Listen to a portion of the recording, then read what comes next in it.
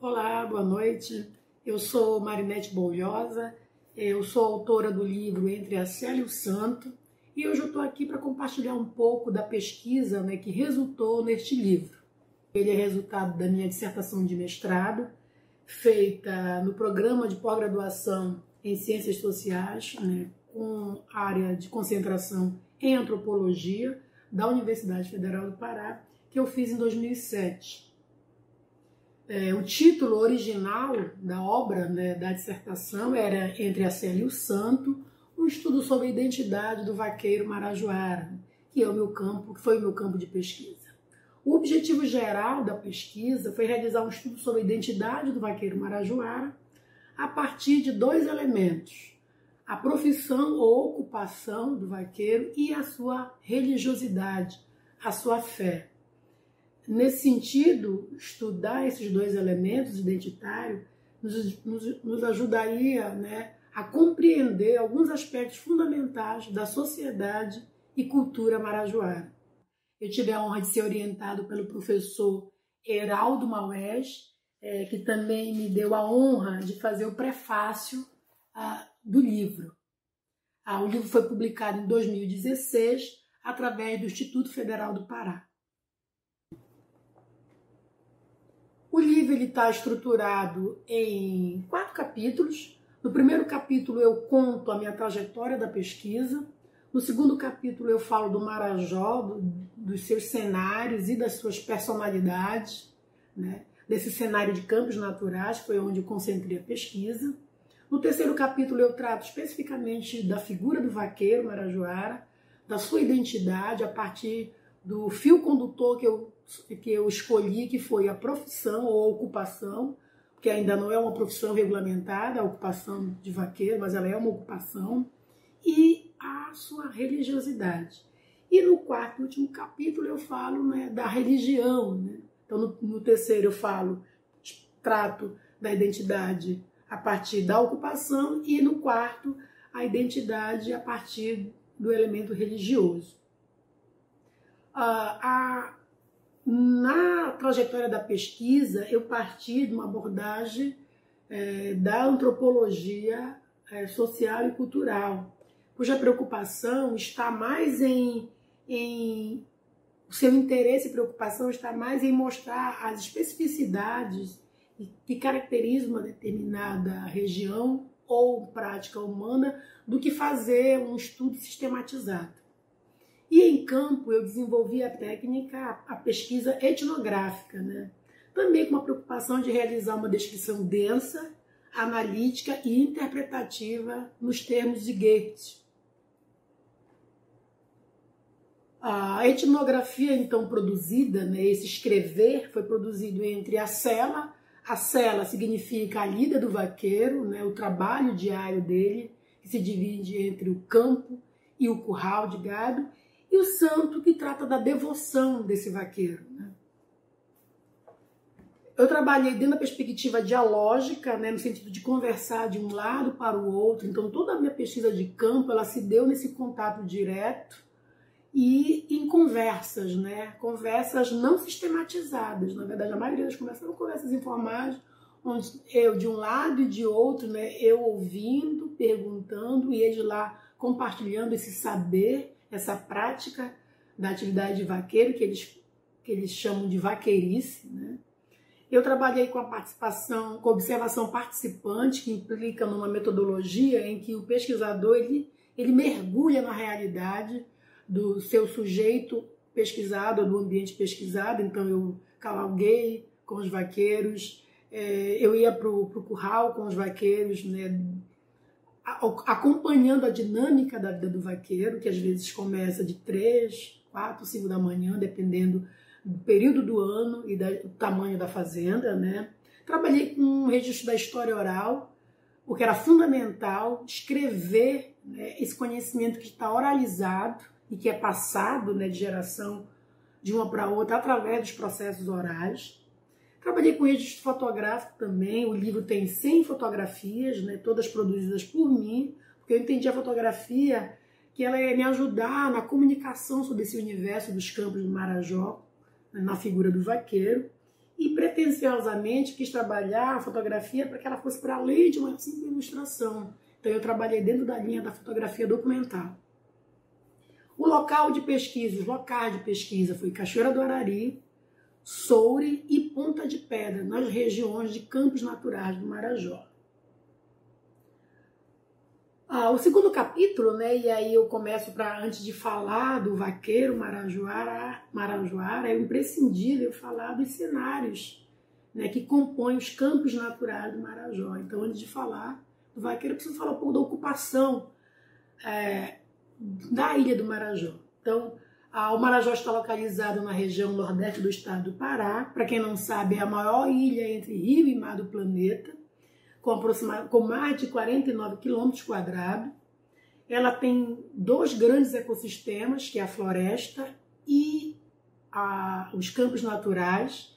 Então, os campos naturais se concentram na região leste da ilha, enquanto a floresta tropical está na região oeste até sudoeste da ilha. A partir de material arqueológico, foi possível identificar 5 fases de ocupação pré-coloniais no Marajó, né?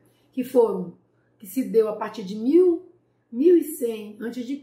até 1700 depois de Cristo. Então as fases, né, segundo a pesquisa arqueológica, foram Ananatuba, Mangueira, Formiga, Marajoara e Aruãs, com destaque a fase Marajoara, que é conhecida no mundo todo graças ao seu rebuscamento e à sua tecnologia na produção ceramista, né, que é conhecida hoje no mundo todo. A ocupação colonial no Marajó ela vai se dar a partir de 1600, né? E essa ocupação, na verdade, ela foi responsável, então, por profundas mudanças socioculturais que culminaram, né, como foi comum na Amazônia, com o extermínio de grande parte das populações nativas que habitavam o Marajó. Quando o Marajó experimenta o processo de colonização, nós estamos no período da ocupação da fase Aruã. E nesse contexto, né, de processo de colonização do Marajó, os campos naturais, ou seja, a região leste da ilha, ela foi um convite, né, à pecuária no período do Brasil colônia. Então, exatamente a pecuária ela vai ser introduzida no Marajó ainda no período de colonização da região. E assim, em 1680 foi instalado o primeiro curral na ilha do Marajó, às margens do rio Mauá. Em 1702, o governo determinou a transferência de todo o gado que estava em Belém e cercania, em função do crescimento urbano da cidade de Belém, foi transferido por ordem governamental para a ilha do Marajó, né, para esta região dos campos. E com relação à pecuária, é importante destacar a presença dos mercedários e dos jesuítas. Essas ordens religiosas foram os grandes responsáveis, assim, pelo próprio crescimento da pecuária no Marajó. Eles praticamente tinham feudos na região do Marajó, né? Eles tinham as melhores áreas, com capim, né, bom para o gado, e com água abundante. Em 1759, até por conta do próprio poder econômico e político que esses grupos religiosos possuíam no Brasil todo, foram expulsos do Marajó, do Brasil como um todo. E nesse sentido, com a expulsão dessas ordens religiosas, as suas fazendas elas foram confiscadas pela coroa portuguesa, depois elas foram vendidas em castas públicas, algumas foram doadas para militares, pessoas que eram, né, do governo, e é exatamente aí que vai surgir, então, a figura do fazendeiro que nós temos hoje no Marajó. Então, os primeiros fazendeiros do Marajó eram militares. E essa propriedade da terra se manteve na mão de pequenas famílias graças ao privilégio da herança. Então, essas terras vêm desde o período colonial, passando de pai para filho e assim por diante. Algumas famílias ainda se mantêm hoje no Marajó com as suas propriedades, umas aumentaram, outras reduziram. Mas aí está, então, a origem desse fazendeiro do Marajó. E, consequentemente, vai surgir, então, o vaqueiro marajoara, que é aquele que vai tratar deste gado. É importante também colocar um dado interessante sobre a história da pecuária do Marajó, porque é um símbolo praticamente presente em todo o campo do Marajó, na região leste, que é a imagem do búfalo do Marajó, muito associada, inclusive, ao Marajó, a região dos Campos. O búfalo ele é introduzido em 1895, porque de 1830 até 1895, o Marajó, a pecuária vive uma grande crise, dada pelas questões, né, pelo acirramento dos ciclos da natureza, muito rigoroso, a chuva e da mesma forma o período seco. Quem conhece Marajó percebe isso, é nítido. O Marajó ele muda a sua paisagem no período de chuva e no período de seco também se transforma. Então, no período do inverno amazônico, né, que no Marajó as chuvas começam em janeiro, de janeiro a março, você vê regiões que você anda a cavalo e passa de carro, essas regiões desaparecem debaixo d'água. Cerca de 2/3 da água do Marajó, das terras, são cobertas pelas águas, né? Em função das chuvas e do transbordar dos rios. Então, essas características e a proliferação de doenças fez com que essa pecuária entrasse em crise. E é nesse momento, então, que é introduzido os búfalos na Ilha do Marajó. Na verdade, o Marajó foi o primeiro lugar no Brasil onde é introduzido a cultura da criação do búfalo, né? E aí no Marajó nós temos as 4 raças, né? O Carabao, o Mediterrâneo, o Jafarabade e o Murra. São as raças de búfalos que existem no Brasil, cuja identificação se dá pela forma do chifre. As fazendas no Marajó. Segundo a pesquisa de Sônia Araújo, ela diz que ela aponta que as fazendas no Marajó elas foram fundadas a partir de vários acontecimentos que estão interligados. Primeiro, a presença estrangeira, a colonização portuguesa, particularmente com destaque portuguesa, mas o Marajó também foi invadido por ingleses, por franceses e holandeses, mas Portugal é que tem, né, a maioria do domínio no Marajó, a conquista do território pelos portugueses, o extermínio dos povos indígenas, né, e a escravidão, em seguida a servidão e depois o afilhado e o compadrio, que é uma relação social que ainda se mantém nos campos do Marajó até hoje. Em termos de estrutura, no geral, as fazendas do Marajó são muito simples, né? Com algumas exceções de grandes construções, elas no geral são muito simples, né? Algumas de alvenaria, outras ainda de madeira, né? Algumas de madeira de lei. Mas o que particulariza são as grandes extensões. Então as grandes fazendas são quilometragens, que às vezes nem o próprio dono, segundo eles, não sabe, na verdade, qual é o limite das suas fazendas. A presença obrigatória de curral. O curral é um elemento presente em todas as fazendas do Marajó, seja grande ou pequena. Muitas delas não possuem cercas, né? O que prevalece é o limite natural, é um rio, é um igarapé, né? É o que faz limite de uma fazenda para outra. E outras fazendas, é preciso, elas são cheias de porteiras. Às vezes você está no região do Marajó, para você chegar ao litoral, para você chegar a determinado município ou comunidade, você tem que passar por uma porteira. Então você desce do carro, né, abre porteira, fecha porteira. E pasme, em algumas fazendas no Marajó, inclusive é cobrado até pedágio para turista, para adentrar, né, para chegar no litoral ou chegar a uma comunidade, né? Isso é uma realidade ainda muito presente nos campos do Marajó. E aí, depois de colocar esse cenário todo, né, da história, da ocupação, da transformação que vive o Marajó e a introdução da pecuária, ainda no período colonial, a gente fala agora do vaqueiro marajoara. Quem é esse vaqueiro, né? Como é que essa profissão, essa ocupação, né, vai caracterizar e dar uma identidade a esse vaqueiro marajoara, né?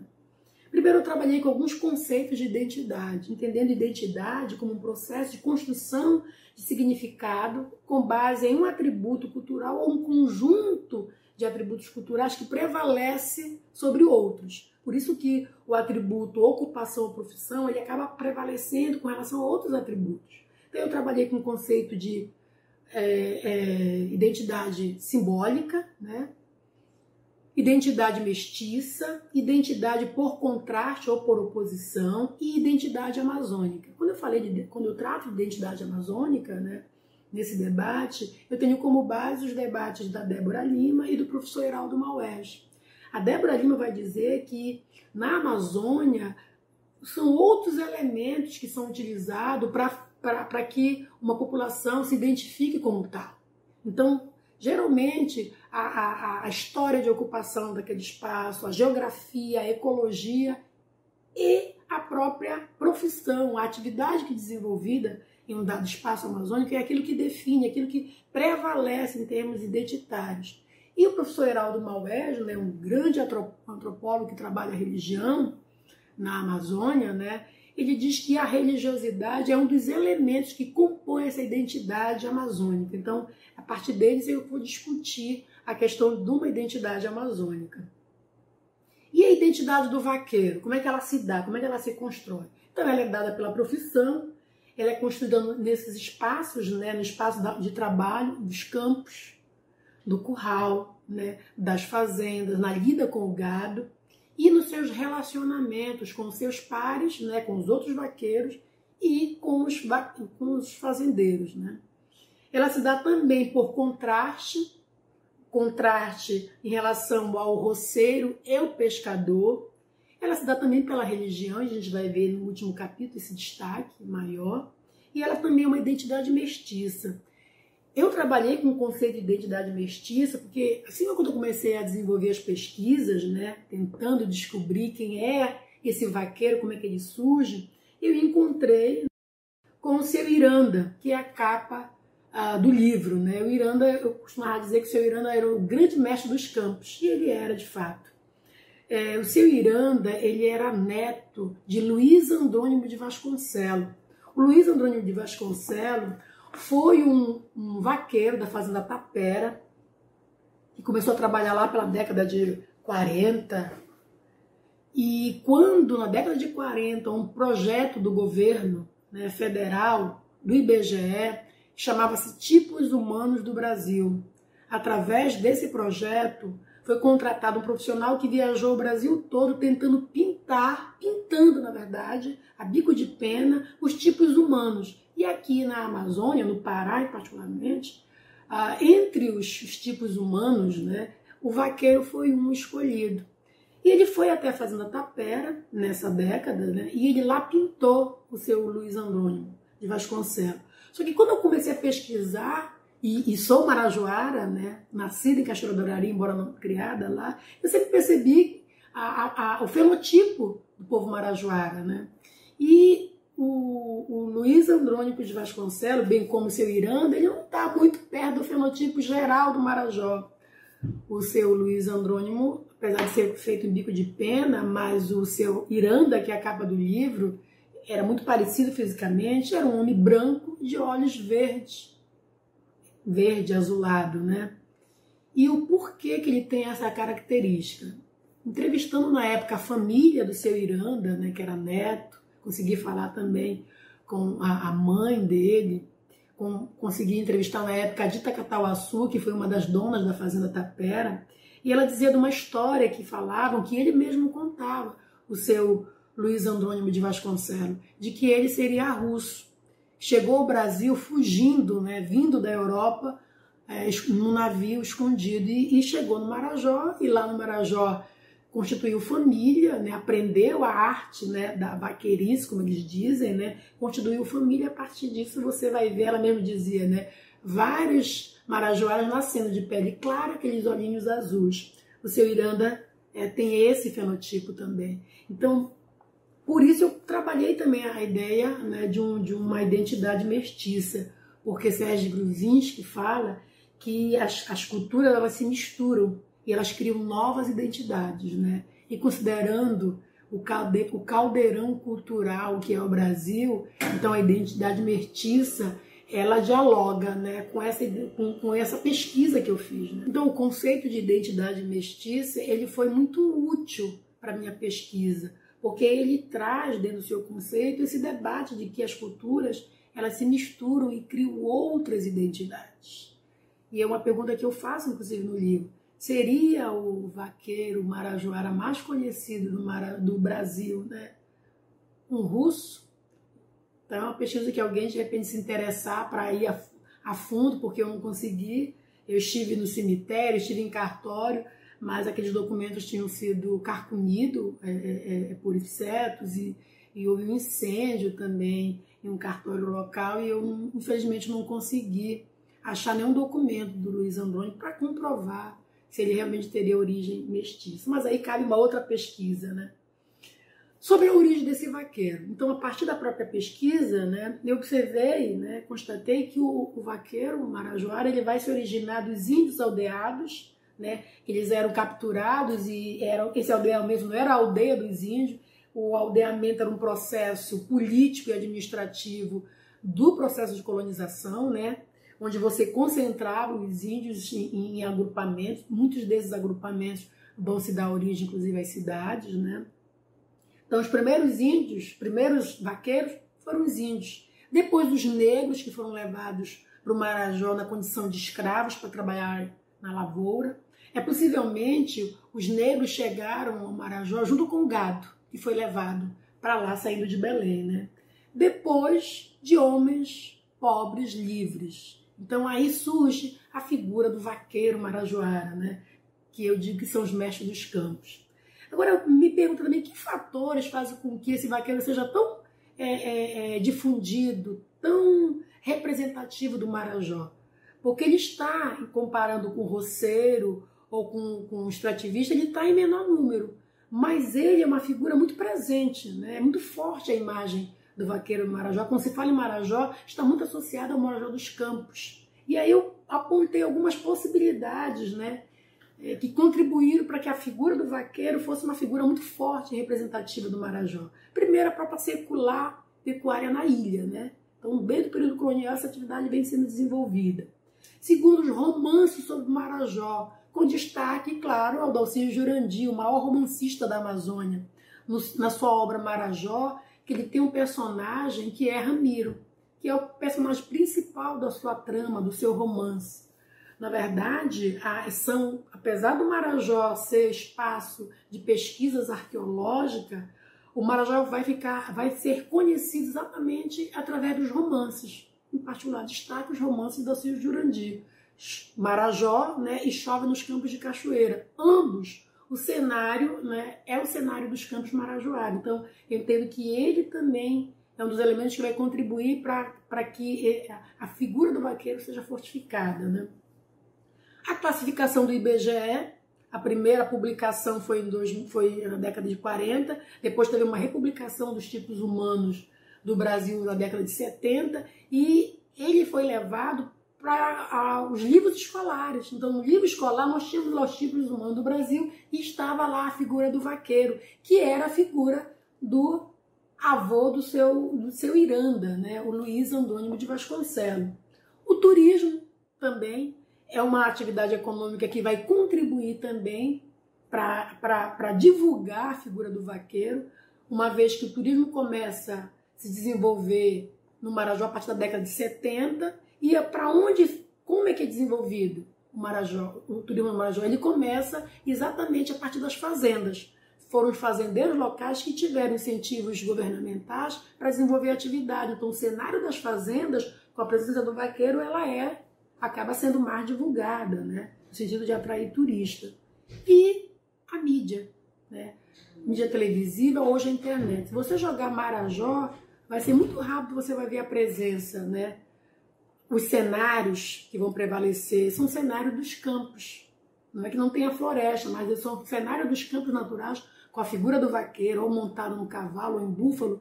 E aqueles grandes campos naturais é que vão prevalecer. É só você fazer uma pesquisa que você vai ver como essa imagem é muito forte. Então, esses são alguns fatores, a partir da minha conclusão, né, que que contribuíram para fortalecer a imagem deste vaqueiro e associá-la ao Marajó. Alguns aspectos desse vaqueiro marajoara, então. Depois de eu falar que eu considero como um ícone do Marajó, né? Ele tem, né, o aspecto mestiço, né? Ele é em sua maioria mestiço, né?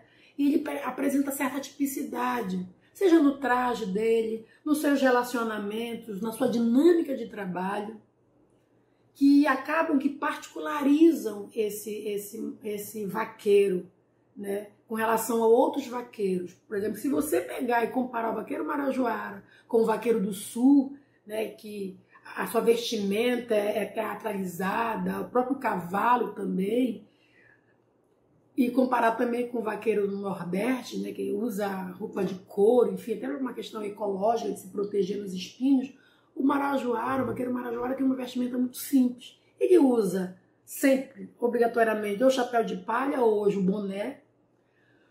Calça, a calça hoje que é muito utilizada é a calça de malha, porque ela dá liberdade de movimento e seca muito rápido, considerando que muitas vezes esse vaqueiro passa horas sob sol e chuva, né?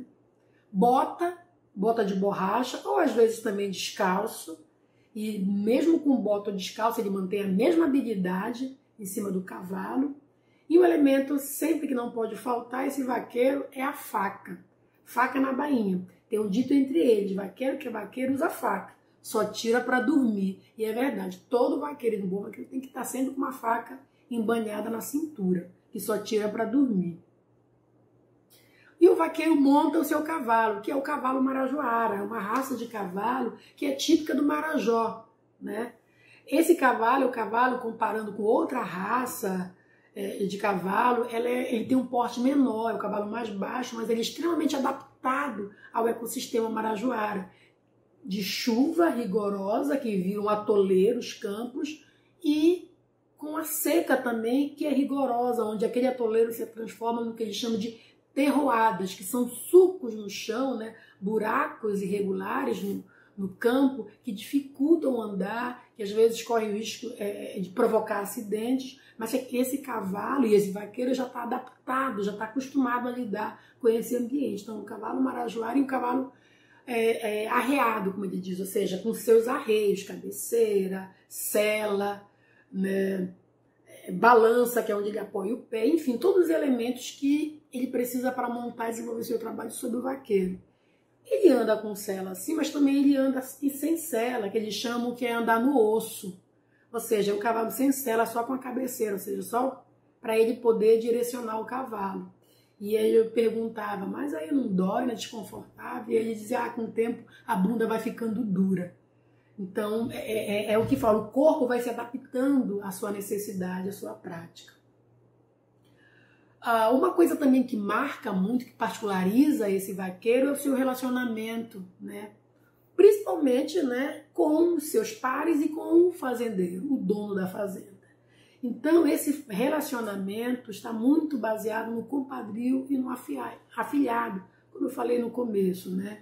Então, esse compadrio e afilhado é baseado em laços de parentesco fictícios e na relação de compadrio. Então, geralmente, o dono da fazenda, o fazendeiro, ele é padrinho dos filhos do vaqueiro. Isso é muito comum nas fazendas. O inverso não acontece, né? Do filho do fazendeiro ser afilhado do vaqueiro. Mas é muito comum o filho do vaqueiro ser o afilhado do fazendeiro.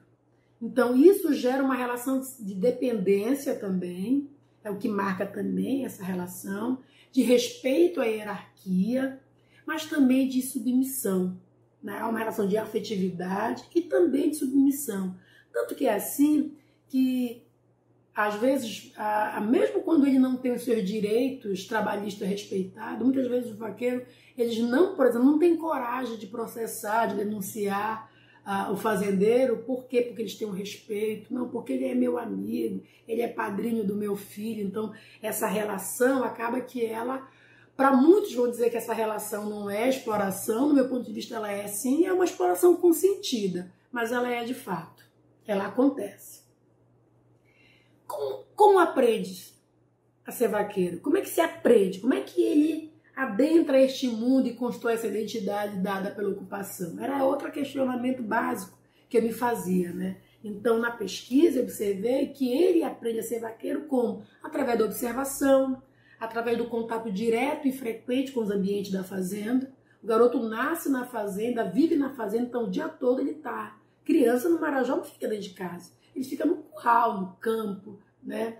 Através também de uma orientação oral, não existe um manual de como ser vaqueiro, então ele vai ouvindo as orientações, que às vezes nem é para criança, é para um adulto que está aprendendo a ser vaqueiro, mas ele também já está ouvindo. Ele ouve e também faz um registro mental. Pelo convívio grupal, eles sempre estão juntos, né?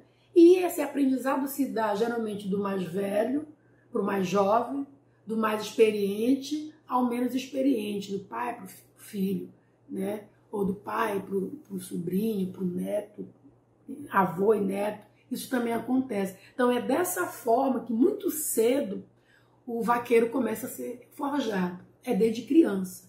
Então, muito comum nos campos do Marajó você encontrar meninos a partir de 6 anos, na verdade, mal ele começa a andar, eles já começam, né, a subir, querer subir no cavalo, os pais põem, eles levam para o campo colocando o filho na frente, e aí ele vai pegando o gosto, como eles dizem.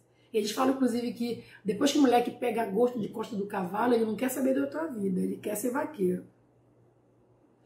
Sobre o trabalho, né? O trabalho no Marajó, nas fazendas, é dividido em 2 espaços. O trabalho nos campos, né, e nos currais. Então, há um movimento diário, né, que é prende e solta gado. Prende pela manhã, né, solta pela manhã e prende à tarde, final da tarde. Esse movimento todo dia, dependendo do horário, ele acorda cedo, vai tirar o leite do gado, depois faz a apartação lá dentro para tirar o leite, depois solta esse gado. Dependendo do tamanho da fazenda, a partir de 3, 4 horas ele recolhe esse gado para ser novamente, no dia seguinte, solto no campo. Por que é preso? Porque é para tirar o leite, né? Esse vaqueiro passa às vezes horas montada, correndo, laçando o gado de cima, né? E com isso ele acaba desenvolvendo várias técnicas de como passar horas sobre um cavalo, né? Às vezes molhado ou às vezes muito suado, né? É um trabalho árduo, seja no tempo da chuva, seja no tempo da seca. Então a questão ecológica no Marajó tem uma influência muito grande sobre a dinâmica de trabalho do vaqueiro. E tem um momento na fazenda, nas fazendas do Marajó, que é assim, é o grande evento, que é a ferra do gado. O que é a ferra do gado? É o grande evento onde o gado é reunido para fazer a marcação, ou seja, a identificação de propriedade do gado. E no Marajó, ainda o que prevalece, na maioria das fazendas, é a marcação de ferro, né? Ferro em brasa. Então, geralmente, um ferro com as iniciais do nome do fazendeiro, né? Colocado em brasa, e é, digamos assim, carimbada, né? Na traseira do gado. E aí ele fica marcado, né? Identificado a sua propriedade. Só que imagina, uma fazenda que você tem 2, 3 vaqueiros trabalhando e você tem 500 cabeças de gado. É impossível, né, que esses vaqueiros, 2, 3, dê conta do trabalho todo. Então eles começam então num processo de convidar os vaqueiros, né, circunvizinhos para ajudar na fé. Então a fé é marcada pela solidariedade. Então eu tenho minha fazenda, né, eu trabalho nessa fazenda, e é o vaqueiro mesmo que convida o feitor, não é o fazendeiro. E eu vou convidar o vaqueiro da fazenda vizinha. E ele vai por quê? Porque ele vai atender meu pedido, porque é uma obrigação moral. É outro elemento que marca a solidariedade e a obrigação moral, porque hoje eu atendo a ajuda dele, mas amanhã, quando eu for ferrar meu gado, ele vai me ajudar. Então, quando eu convido, ele vem, porque ele tem a garantia de que eu também vou ajudar. Então, há uma reciprocidade nesse trabalho. Então, esse grande mutirão, na verdade, é uma forma dele resolver um problema que é básico. É muito trabalho para pouca gente. Então, ele resolve fazendo exatamente esse mutirão, essa solidariedade, essa reciprocidade. O salário em média de um vaqueiro varia de chega até 2 salários mínimos. Essa é a média que ganha um vaqueiro. Alguns vaqueiros no Marajó, segundo a pesquisa, e eles mesmos dizendo, eles pagam o armador. E eu perguntei o que é o armador. O armador é uma espécie de pagar o aluguel por eles morarem em terras de propriedade do fazendeiro. Como eu falei, as fazendas geralmente elas são a área é muito grande. Então, para facilitar a logística de chegar à fazenda, eles moram nas terras do fazendeiro. O problema é que alguns fazendeiros cobram desconto do salário do vaqueiro armador. E o armador vem de armar rede. Por isso o termo armador, a cobrança do armador. Então é um trabalho árduo, como eu falei, né? Que é influenciado pelo ciclo da natureza. Então se muda a paisagem, muda a lida e muda a vida também. Agora, claro, é importante dizer que apesar de ser um trabalho muito árduo, né? Cheio de riscos, mas também de muita sabedoria, de riscos até, mas também não se vive só de trabalho, né? Nem tudo é trabalho. porque quando chega janeiro, começa a cair a chuva, é tempo de festejar. E aí é quando eu falo do segundo elemento de identidade, que é a religião. E aí, exatamente, termina o livro falando dessa parte, né, que é o segundo elemento de identidade, que é o santo. Né? A religião, ou a religiosidade, a crença, a fé desse vaqueiro. Estudiosos da cultura, né, do folclore, do ser amazônico, né, como Eduardo Galvão, Isidoro Alves, Heraldo Maués, estudiosos também da religiosidade, eles vão dizer que as festas de santo, elas cumprem um papel fundamental, essencial na vida do homem amazônico, onde as suas imagens, né, assumem um caráter divino. Haja vista a nossa maior festa, né, religiosa cristã aqui de Belém, que é o Círio de Nazaré, onde a imagem não é simplesmente, né, a imagem de madeira ou de gesso. Na verdade, ela é a própria personificação do divino. É como se a divindade estivesse lá presente. Então, ele diz que essas festas, né, que fazem parte do que nós chamamos, que ele chama de catolicismo popular. O que é esse catolicismo popular? Diz que é o catolicismo feito pelo povo, pelo leigo, povo simples, né? E esse catolicismo é marcado por 3 elementos, que é o milagre do santo, que é a expressão máxima do santo, a promessa, que é o ponto focal entre homens e santo. Então eu prometo algo ao santo e faço um pedido, e quando eu recebo, né, a bênção, a promessa, eu faço a festa, que é o momento que eu vou homenagear, eu vou agradecer o santo que me deu o benefício, né? E aí a gente vai falar de uma festa particular, que é a festividade do glorioso São Sebastião de Cachoeira do Arari, né? Essa festa em particular, os vaqueiros têm um grande destaque. Importante dizer que a festividade de São Sebastião do Marajó, não é só do Cachoeira, mas a festividade do glorioso São Sebastião, ela hoje é patrimônio material brasileiro, né? Foi registrada em 2013 pelo IFAM. O vaqueiro, o São Sebastião, ele é considerado o padroeiro dos fazendeiros e dos vaqueiros, porque ele é o santo que protege os animais da seca, das doenças, da fome e das inundações, né? E essa festividade, a de Cachoeira do Arari, ela é marcada por vários momentos, né? Você tem a peregrinação da imagem, você tem a derrubada e levantamento dos mastros, leilões, as missas, festa dançante, corrida de cavalo, luta marajoara, tudo regado muito a leite de onça, marcado com muita irreverência e muita alegria. O leite de onça é uma bebida típica, exclusiva da festa, porque você não tem o consumo em outros momentos, a não ser no período de janeiro, que é o período oficial da festa, de 10 a 20 de janeiro. 20 de janeiro é o dia de São Sebastião, e é a leite de búfalo, né, com álcool 50, e um pouco de açúcar. Aí você tem o leite de onça, que é a bebida típica da festividade São Sebastião de Cachoeira do Arari, né? A festa, de acordo com o professor Maués, né, é o lado lúdico, que é inseparável do catolicismo popular. Sempre vai existir a festa. O vaqueiro marajoara tem uma participação especial na festividade de São Sebastião de Cachoeira do Arari, né? Então, ela tem vários momentos, né, essa festa. E em vários desses momentos, desde o início até o encerramento da festa, você tem um destaque da participação dos vaqueiros. Um dos momentos é a peregrinação da imagem do santo. A festa ocorre em janeiro, período oficial de 10 a 20. Só que desde junho a peregrinação começa. Ou seja, um grupo de homens, chamado de foliões, percorre os campos do Marajó com a imagem peregrina, né, recebendo os donativos, visitando as comunidades, fazendo momentos de ladainha, de rezas, de festa também. E às vezes, nesses próprios momentos, nas comunidades ou em fazendas, ocorrem também corridas, né? Muitos desses foliões são vaqueiros também. Então aí você já vê a primeira presença dele aí, já no momento de peregrinação. Corrida de cavalo. Existem 3 disputas de cavalo, né, que envolvem os vaqueiros. É a corrida de velocidade, a corrida de resistência e a corrida da argolinha.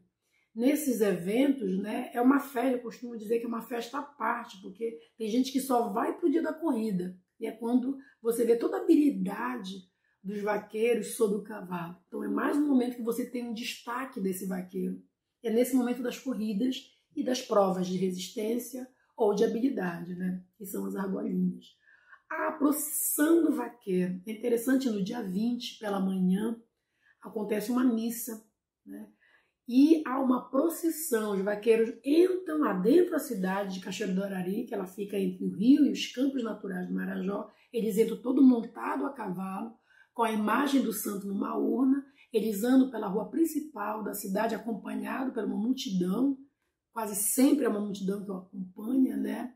E eles vão levando a imagem e vão se dirigir até a sede da igreja matriz de Cachoeira do Arari. E nesse momento acontece o que? A missa do vaqueiro. Então, além da peregrinação da imagem do santo, quando o santo chega na igreja matriz, que não é de São Sebastião, é a igreja matriz de Nossa Senhora da Conceição, mas nesse dia a festa é de São Sebastião e ela não disputa com ele, não. E o que acontece? O padre, ele deixa o altar da igreja e ele monta o seu altar do lado de fora da igreja, na porta da igreja. Então a igreja vem para a rua, graças à presença do vaqueiro. Por quê? Porque esses vaqueiros, quando chegam lá, eles vão assistir a missa montado.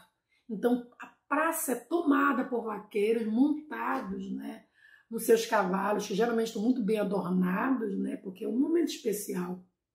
E acontece uma missa. E no final, né, eles são benzidos, como eles falam, né, pelo padre. Então, essa é uma missa muito importante. Do passado, inclusive, quando ocorriam essas missas, e como a presença do padre no passado, né, em décadas, séculos passados, ela não era frequente, o que acontecia? Quando ocorriam essas missas, havia casamento, batizado, era muito comum acontecer esses eventos. Então, era maior ainda, né, a movimentação nesse dia da missa dos vaqueiros. Então, você percebe a força, né, do vaqueiro, a presença dele marcante em toda a festividade, desde a peregrinação até o encerramento, né, porque a missa dos vaqueiros, ela encerra a programação pela manhã, no dia 20, que é o dia de São Sebastião, né?